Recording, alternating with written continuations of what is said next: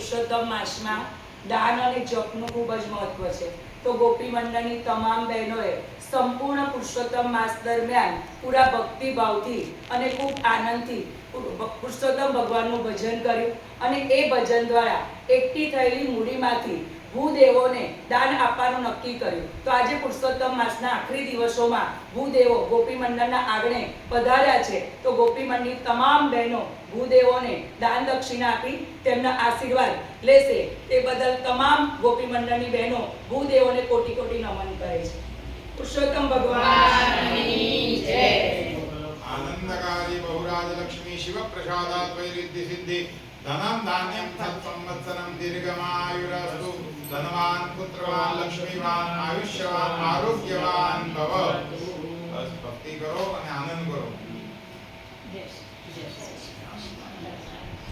અમને બહુ આનંદ થયો.